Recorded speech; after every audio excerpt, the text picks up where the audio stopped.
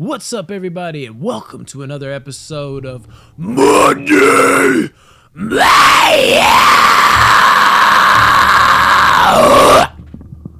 That last part wasn't even intentional. What the hell just happened? I have here with me... Yeah, like, oh, Jesus. It's just me and Josh on this one. Hell yeah. We had a full cast. You'll see as they slowly, diminish from video to video. Well, it's funny. It's going to look like they add. Yeah, because as of we go, because of how we always record Monday Mayhem last, and if you don't know, we record everything all in one night, so everybody's not just driving around like crazy. Since we do this at my crib, and I don't blame everybody for doing that. And I think it's honestly a little funner just to do it on one night, just knock it all the fuck out, create an event out of it. But I was thinking about this. I think this might be the first time. I've done multiple videos with Tyler. I've done multiple videos, just Tyler, I should say. Multiple videos with just Rodney. Rodney even more so, because you had that personal problem going on a while back where you were out for a month. And then Tyler happened to be out at the same time as he had the back surgery. It was literally just me and Rodney every week for a month there. But I don't think we've done a video just me and you since Do Back Sports. Throwing it way back. Yeah, dude. It's wild that all this started then, and it doesn't even seem that long ago. That seems like last year maybe. How long ago is that? It was 2.5. Is that almost 2.5? 3 years ago. Maybe. We were we can say we're experienced podcasters at this point. Is that not fucking weird? Yeah. And I've what's crazy is I've seen growth in me too, but honestly I think I'm just naturally outgoing, but I've seen how and it I said, it's me too. I see how seamless it is now. Not that we're the best podcast. I mean, we are, but you know what I'm saying. Ha ha ha ha. The world just we're not. Yet. Yeah, we're not the best podcast on earth. That'd be just the most fucking cocky shit ever to say. But we're competent. We know what the fuck we're doing. We're the best podcasters with 12 viewers. Yes, exactly. I'll say that confidently. With those random fucking episodes that spring for a lot more. We've been getting a lot more comment interaction lately though, which is a good thing. But yeah, and now I could say we're good at what we do now. It's weird that we've been doing this for so long though. It really doesn't seem like it. Just doing Box Office Banner for over a year doesn't seem like it. Throwing it back to when we started in your apartments, that little fucking room we had to cram into. Yeah, dude. I kind of miss that in a weird way too. That was a vibe, just everybody being crammed in. I prefer it to be open breathe. like this. But when I look back at those old videos, I'm I kind of like the look of that. It Mick Strawn said that. It's everybody needs to shrink in. There was something that felt more I don't know if better is the word, because I definitely like the more roomy setup, and we have even more shit in frame, and we're still crammed together. But there was an element to that if you go back and watch our older videos at the apartment where all this was crammed into that. It did kind of have its own little thing to it. I might do that. You ever went back and watched one of our super old episodes? No. He's no, I don't watch that shit. We really don't even watch our shit. Josh doesn't rewatch our shit at all. Rodney, I don't like hearing my voice. Hardly. Rodney hardly ever does. It depends. I will kind of review to see things. If I see something okay, I need to cut back on that, or if I'm hey, you need to talk more or something like that. I mean, I rarely ever have to say things like that to myself or to anybody else, but I like to kind of have a gauge, because sometimes you think it goes a certain way and you watch again, you're oh, okay, maybe I need to do a little less of that, or maybe this person needs to pick it up here, or maybe I need to pick it up here, whatever. I think that is important to review, and I'll do that. I'm this is my one night I drink beer, and I'm why not just run back at least a couple of podcasts. I don't get to see them all. Tyler, on the other hand, he's our biggest fan. Yeah, Tyler watches every one of them. Tyler's when you sending that, dog? And I immediately when we leave. And I feel that though, because as somebody who also makes music, I've been on the other end of that, where I've went and recorded something, and I'm when we get in that and a week go by, I hate to be that guy, but I still don't have that. So I feel where Tyler's coming from. That I kind of relate to him in that way. I know what that's like. I'm fortunate enough to where I can just literally, as soon as everybody leaves, I just press play. You know what I mean? But yeah, I get a fair share, and you know, we've came a long way, man. This is where we're at in life now. I vividly remember like doing our first like couple episodes of Do Back Sports. Yeah, just trying to figure it out, like. And then when fucking Rodney was introduced to Do Back Sports, you got to meet Rodney for the first time. Train wreck of a first episode. Yeah, started. I remember when we first started this shit. You were just like, why are we doing this? Like, do I need to be on the? I'm like, yes, dude, this is worth it. Like, this is the thing. Now here we fucking are, that dude. was hilarious. So yeah, enjoy Serta mattresses and whatnot. If you don't know that inside joke by now, maybe another episode. We can't run it into the ground over and over again, man. But yeah, I mean, just sticking with the sports thing, what did you think of the Super Bowl? I know you watched it. It was rigged. No, I'm just playing. I don't buy into that whole thing, but I can tell you I've seen enough fucking sports now, and I said it on the show. Like, Rodney was like, it's going to be the Bengals. I'm like, you could almost bet the house it's going to be the fucking Rams. There is just this weird fucking thing in sports, and it almost happens 99.9% of the time. When you just now come on the scene, you might even make it all the way to the Super Bowl, but you won't win it. It's like it's not your time yet thing. The Rams were just in it 5 years ago. Stafford's due after going through fucking hell. You know, Odell, you feel like he's due. Like, all these people are just due for this. Aaron Donald, of course, is due. Whereas, like, the Bengals are like, all these dudes are young. They shouldn't even be here. That storyline, it never fails. It almost makes you think it's rigged because you're like, how does that not break through even more? But yeah, I mean, I don't know what you thought of the calls. I've seen a lot of people bitching about it. I think the one on like Logan Wilson or whatever, I think that was bullshit. I think you could definitely call a hold there, but at the same time, in that situation, at the end of the game, it wasn't a big enough hold. I think you swallow your whistle there. I agree. But I wasn't too outlandish with the calls. I watched it with all Cincinnati fans because we're close, and one of the guys man, like, I can't even stormed imagine. out of the ring. When it's your team, it's the worst call in the fucking history of calls. But sitting from a neutral spot, because I just wanted the best game possible. If the Bengals win, I'm happy. It's a close team. I love Joe Burrow, Jamar Chase. I love the team they're building. If the Rams win, I'm fine because I love Matthew Stafford. I don't think he gets the credit he deserves. Now he will. Because he's been in Detroit, and they've just been terrible. Cooper Kupp. So, yeah, I fucking love Cooper Kupp. I like both teams. So I didn't care who won. I just wanted the best game. So, like, that final drive for the Bengals, I was wanting them to get a field goal. I wanted overtime. Yeah. See more. So how it ended, I was a little disappointed because I know you've probably seen Jamar Chase was wide open. Yeah, they shown that. Jalen Ramsey fell. Ramsey fucked up a lot. He did. He fell a couple times. That one you could have called a face mask or offensive pass interference, whatever you want to call. So, like, there was bad calls. But the Bengals have to improve that offensive line. There's no way around it. If they don't know that they need to prove that offensive line through literally the biggest game on earth, and it was all like in like a half, basically. The whole second half, it went to shit. But not only that proved it, literally Burrow going down in agony again.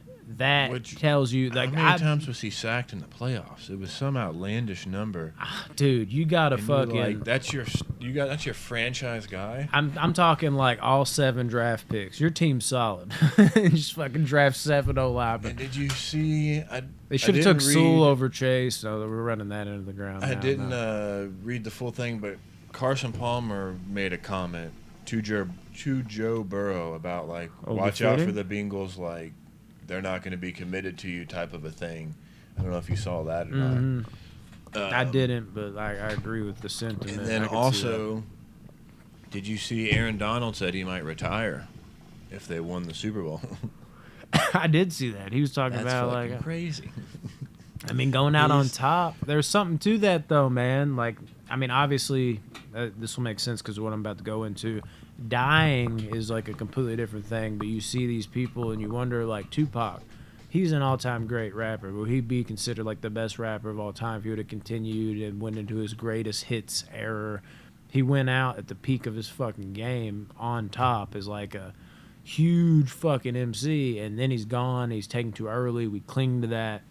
Has that similar kind of effect, just like the what if. It's the Barry Sanders effect. Yeah, that's who comes to mind when you talk about that. And with there's an with impact. how much money they make nowadays, you play 5 years at the top of the league, you're set. Which Aaron Donald's in like his 8th season, I think. Yeah, it's crazy. So yeah, he doesn't need the money, and I think he'll come back at least a year. If Matthew Stafford comes back, I think he's absolutely coming back because they're going to contend again.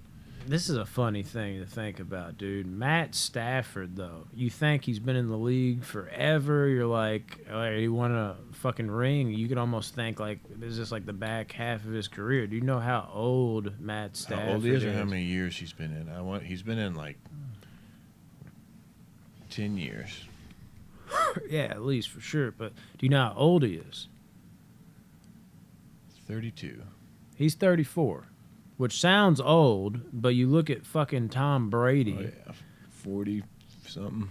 Yeah, I mean, we're not looking at Aaron Rodgers like he's retiring, and he's 38.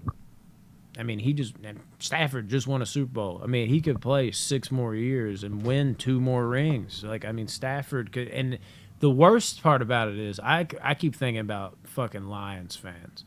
Would right now, like even worse than the Browns, I think this would be like the worst it's ever felt to be a fan of a team. Because you're sitting there as a Lions fan, and you're like, we had Megatron, another guy that got out fucking early on top of his prime, like, you know, and that's the Lions again. They had 2 players retire super early, and not for Donald reasons, mind you, just literally like, I'm done with this shit. Mm-hmm. So that paints home even more. And then you have Matthew Stafford, who's considered an elite quarterback for all intents and purposes, plays through all the injuries in the world, performs like a motherfucker, and he leaves. And the first fucking year he leaves, he wins a fucking Super Bowl. And you're like, all right, we couldn't win with this guy who literally our only evidence in the NFL, not on our team or any other team, he's a Super Bowl winner.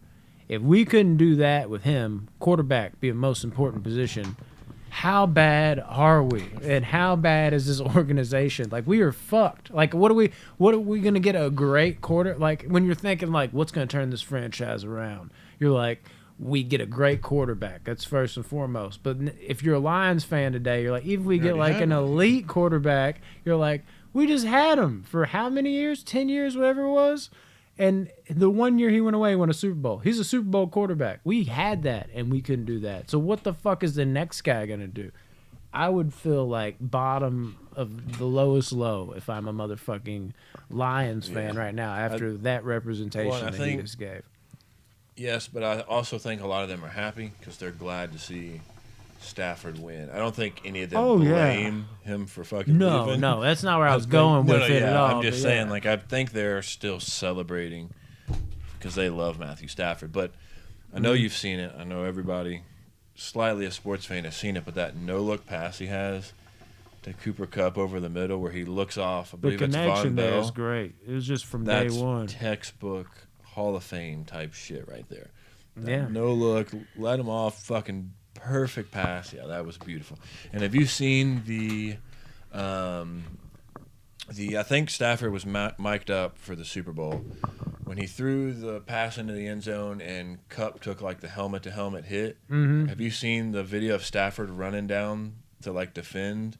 Oh yeah, they got each other's backs. And he taps like, "You all right?" And then he goes back up to the Bengals players like, "Was that you? That you?" Yeah, it was. Yeah, dude, that was a great moment. And not to get controversial, but I got to bring it up, you know, just because it's something funny I thought about. Right now, I'm not saying it's wrong or anything like that, so don't fucking shoot me. All these motherfuckers are always looking for a hot take that they can pick apart and cancel somebody over. We have the black... Oh, God. All right, yeah, I'll just stop. What are we going to talk about? No, we have the black people that want to be, black community that want to be coaches and whatnot. Mm-hmm. And they don't think it's fair. And I'm not saying that's right or wrong. But my point is like, low key, let's shine some light on white people for a second here. Just like, hold up, though. after you just saw Cooper Kupp have one of the best wide receiver seasons ever, I mean, him showing out at wideout, and then if McCaffrey's healthy, I mean, you could say Derrick Henry, but like all around pass catcher, everything. If McCaffrey's healthy, he might be the best running back in the NFL. I'm just saying maybe white people need a little more love in the skill position character. Like maybe they just aren't getting the proper chances. In today's day and age, you see these white people, not me, but like 10 years younger than me, they started having verticals and getting a little more athletic. And now when they got their chance to shine, Cooper Kupp murdered it. We see McCaffrey. Everybody was like, he's going to be the white running back. He takes over the fucking league as like best running back in the NFL. Just can't stay healthy. I mean, here we go. Here's for the white people. Are you telling me that we haven't had not one white cornerback since 2002? Not one has been good enough. We need some more white representation at these skill positions. I'm sorry. Speak till we get a starting corner. Yeah, it's got to happen. I'm speaking for the white delegation here. Yeah, okay. But seriously though, it does almost make you wonder, like if more white, and then you look at fucking the Patriots, like when they utilized them, they would ball. Julian I know they got Edelman, Tom Brady, but still, dude. Amendola. I'm just saying. Of course, Wes Welker. Welker. He was murdering it. Rob Gronkowski, he's a tight end, but I'm just saying. And the tight ends is what's fucked up. They sneak into that role, and the tight ends that kill it are like white. Like, I'm just saying, man. Kelsey. Maybe, maybe these white dudes deserve a little more, chances these days. Jeremy Shockey. Oh yeah, throwing it back. Okay. Yeah, if we going back, we go Greg Olsen. First tight end to have 3 fucking 1,000-yard receiving seasons. This might be legit. I'm just saying. I know nobody wants to say it because they think you're firing back on that. Because I'm not. We do need more black representation up top. But let's get some white boys on the field in skilled positions. And just like before I was saying, where it was like all white quarterbacks, let's get some more black people at the quarterback position. I was riding that home. Trust me on this. Vic. But maybe, who knows, man? Maybe if we got a little more opportunity, we could do a little more. I know I couldn't. I couldn't play any position in the NFL. But these dudes coming up, dude, I'm saying. Speaking of the black head coach thing, do you hear Brian Flores is like suing the NFL? Uh-huh. That's great. I don't know if he's winning that, but he's been coming out like I will say all kinds of light on shit. Because I pretty much came up with my stance. I was going to say I'm not going to touch it, but fuck it. Uh-oh. I will say my stance on that. I do think that black people definitely deserve to be more incorporated in the whole coaching scheme of things. But I will say one point, because most of these points I see where like white people are arguing, I'm just like, dude, come on, man. What are you talking about right now? The league is primarily black. You'd think like it would bleed over a little more. Despite like people go to that whole like percentage and all that shit. I think it's all bullshit. But one thing I did see though that was kind of interesting, that point just from like playing devil's advocate that like I didn't think about, where they were saying there could be a reason why there is more white coaches that I thought was interesting, because I never really thought about this, is that a lot of white players that are really good in high school, whereas a black player that's really good in high school, they know that they have a chance at the next level, whereas white players are like, I'm not going to have that chance. So they gravitate towards coaching earlier so they have a quicker head start. That's something I never really thought about. And a good example of that would be the guy that just won the Super Bowl, and Sean McVay. I just saw that thing like where he was actually like listed ahead of like Calvin Johnson in like high school and shit. But he went a different direction. I don't know. That's just more of like, I don't know, is there something that like I never had seen that argument before, and I was like, okay, I'll give you a half a point there. You still don't have, you haven't convinced me. You haven't convinced me. I still think it's wrong, but I was like, I'll let you have that one. I don't know if that's something you've ever thought of. I have not. But you brought up Sean McVay, and that reminded me of something I saw on him. Have you seen the video of him where the guy's interviewing him, and he's calling back to games from the past and what happened? Have you heard about it? Oh, have you seen this? Have you heard about this? So enlighten me. This dude interviews him, and he's like, he gives him a scenario. So he says, January 7th, 2015, Rams versus Lions, 4th and 7, fourth quarter, 2 minutes, 32 seconds left. What happens? He's got that and LeBron mind. Sean McVay goes, blah, blah, blah, down the sideline, touchdown. And he's like, correct. And he asked him like 6 times, or I think it was like 3 times, but every time Sean McVay gets it right with like, not just this person catches it, but like detail.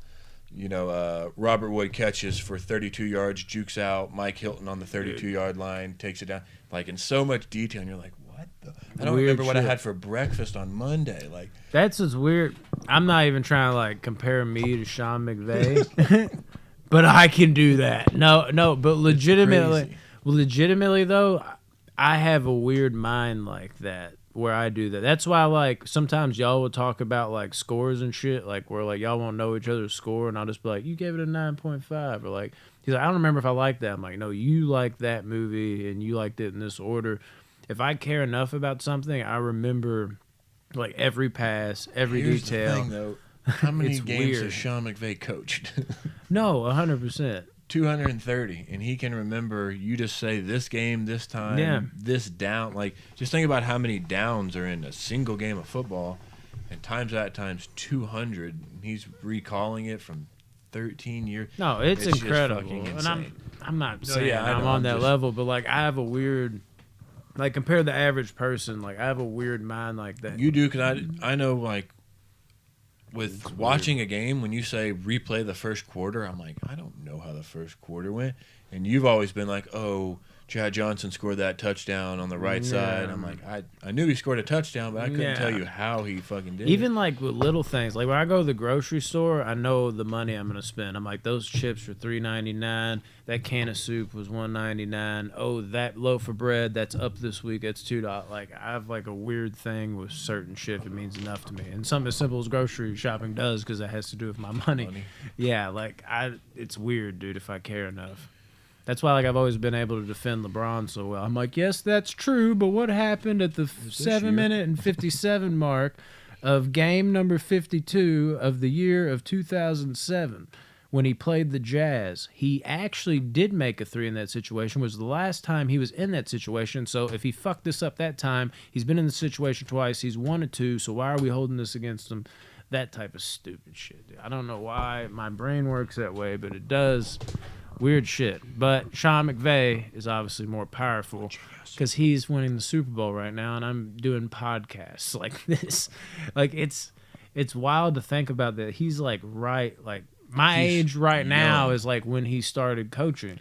He's younger than he's 36. The Bengals head coach. I think he's, like, 38, I think. Coach? Oh, my God. I know it any other time, too. But I think he's 38, and McVay's 36. If I remember. I remember he was 2 years younger when they showed it. I can't remember the Bengals head coach's name. Zach Taylor. Yeah, there you go. Yeah, I think Zach Taylor is 38. He went to Wake Forest. Yeah, Zach Taylor's 38. Sean McVay, I believe, is 36. Age, 36. Yeah, that's crazy. He's younger. He's been coaching see, for how long? I remember stupid numbers and shit like that, but I'll forget a name any fucking day for some reason. But here's the question, because it's like 80% of the time, the loser of the Super Bowl doesn't even make the playoffs the next year. That's what I'm trying to tell all these Bengals fans. On paper, yes, but you're talking to me as a Panthers fan. I remember we were 15-1.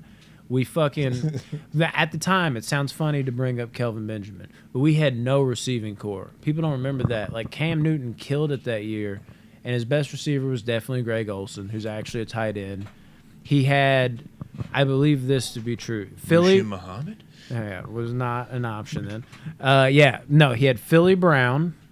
What did Philly Brown do after that? That was the number 2 receiver. And he had Ted Ginn as number 1. Now, Ted Ginn did a little bit here and there with Drew Brees. He's not a number 1. But, but the thing is, too, the year prior, Ted Ginn was on the Cardinals, and I believe he had 1 reception for 7 yards on the whole year. And the next year, Cam Newton turned him in to a number 1 receiver, and they had Philly Brown, who was nothing without Cam Newton. And then we had Jericho Cotchery, who was like at the end of his career, who'd make a clutch catch on 3rd and 5. You toss it to him. And Olsen.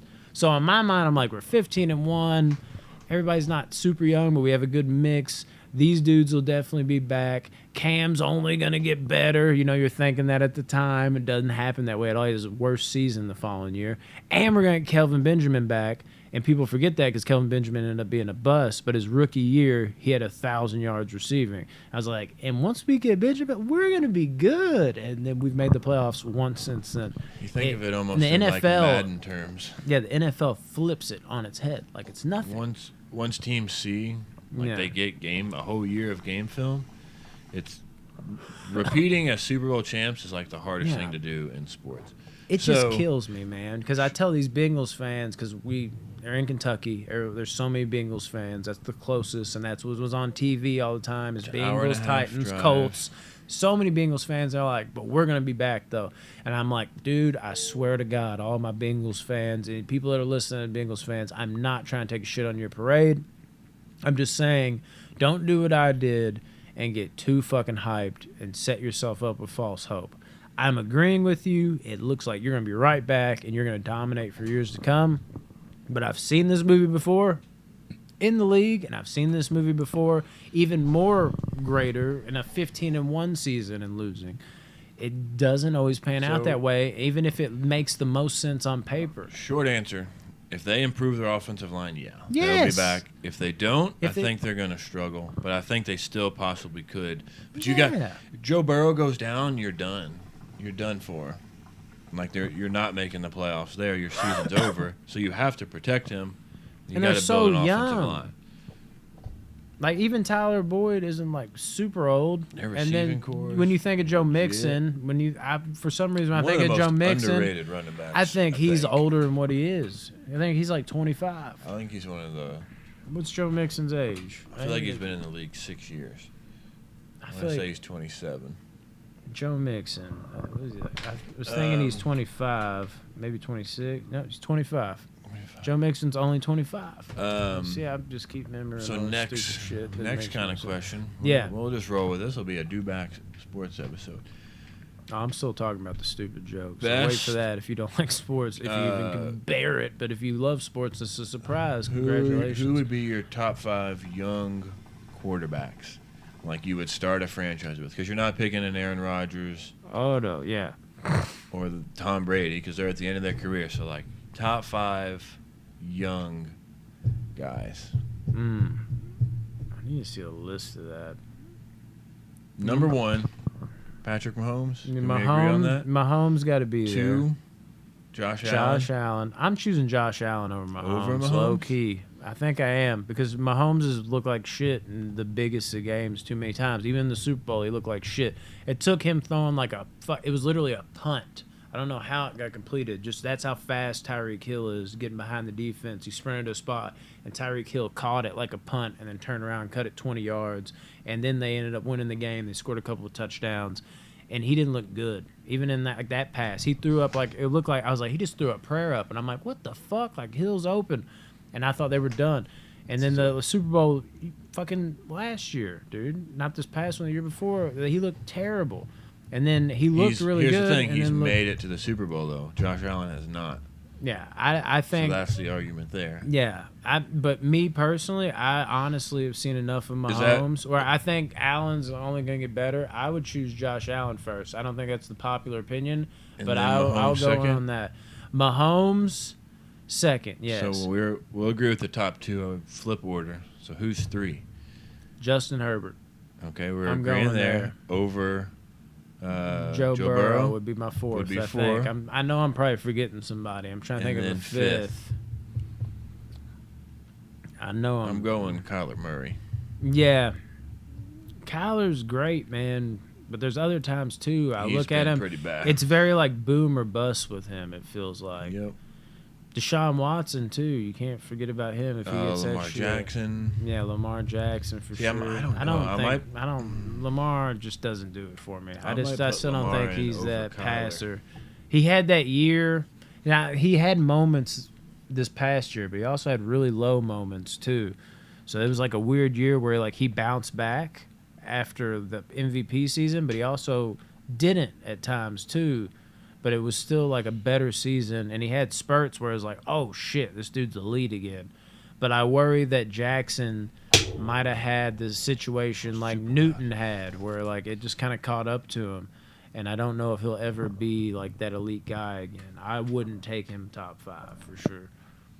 As much as like I thought he was going to be that guy this year, in the beginning of the year, like the first couple games it was, and then he had a stretch where he had like 4 amazing games, and then he came back off of injury. You could say maybe he had some hampering things there, but I'm still not sold that he's not just going to be this like roller coaster guy going forward, where he gives you the amazing games, but you can't like depend on it all the time. And then he still hasn't done anything in the playoffs, and his playoff games, even during his MVP year, he racked up a lot of yards, but it's the definition of a game where it's just like the stats don't tell everything. If you watch that game, there's a lot of garbage yards, and he played terrible. I'm just happy the Chargers got Herbert. Oh my I'm God, so happy with that. Baker Mayfield, Which he was hurt all year. He looked good at the beginning of the season. We're kind of in, as the Chargers, in the same kind of spot as the Bengals are. We got to protect our franchise guy, that's what we did last year. We improved our offensive line. Rashawn Slater at left tackle was huge. We're going to need to continue to do that, but we need, whereas the Bengals don't, the Chargers need to get more weapons for him at receiver. I don't think we're re-signing Mike Williams. No. So we'll have Keenan Allen. I think we need to bring in another guy. Bounce back year for Williams, though. Stay pretty healthy, too. Yeah, it was his contract year, so I think he's gone. I think he's going to rack up somewhere. I want Devontae Adams, man. Could you imagine that? Good Lord. Devontae's from LA. And he's not content with Jordan Love, dude. I don't think he's willing to stay for that. I think he's done. So he's going with Rodgers or he's going somewhere else unless Packers bring in someone. He's from LA. Yeah. And okay, he so is really good friends. Here. Okay. He's really good friends with Keenan Allen. They've already tweeted back and forth. And, yeah, I think that would be fucking sick. Put him with Keenan Allen out there. Mm-hmm. Justin Herbert. Dude, that'd be nasty. And the Eckler Chargers is playing his best ball, dude. The dual threat at running back. But the Receiving, Chargers have... you got to have that these days. Unless you're Derrick Henry, you've got to be a multi-guy. That's Chargers have the second now. most cap room this offseason, so I'm hoping we make some splashes. Can bring in somebody big. And it was heartbreaking the way y'all lost, dude, against the Raiders. Calling that timeout. We were both going to be in the fucking playoffs. I know, man. And dude, Herbert converted so many 4th downs. It was crazy just to fall short after all those times. Like the game could be over. Oh my God, game could be over. Oh my God, and then to still lose. It's always more heartbreaking like that. And what hurt the most was Derek Carr. Carr's still pretty young too. When he confirmed in the post-game interview that they were just going to let it be a tie, and we'll both go in the playoffs, but we called the timeout, so they went for it. And I was like, "Are you fucking serious?" I can't remember who it was. There was somebody that had a lot on the line in that game. If it was a tie, it was the Steelers. Yes, that's what it was. And Moose, the dude in our pick'ems I work with, he is a huge Steelers fan. So, like, it went to overtime, so I already knew he was sweating bullets. But I was like, hear me out, Moose. I know you don't want to hear this right now.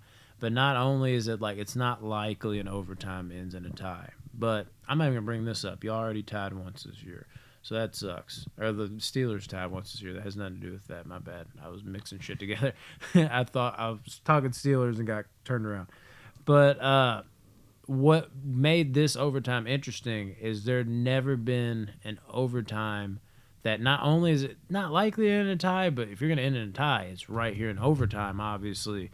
But this overtime in particular had more potential to end in a fucking tie than any overtime I can think of ever because of what was at stake. Because it was going to get to a point where it's just like, do we want to kick a 55-yard field goal here? You know, I might pin them back instead. Or like, if I miss this, then they're right there to kick their own field goal. Whereas normally you're like, yeah, put our kicker out there, launch that 52-yarder. Here it's like, we might want to pin them back. Let's not take any chances.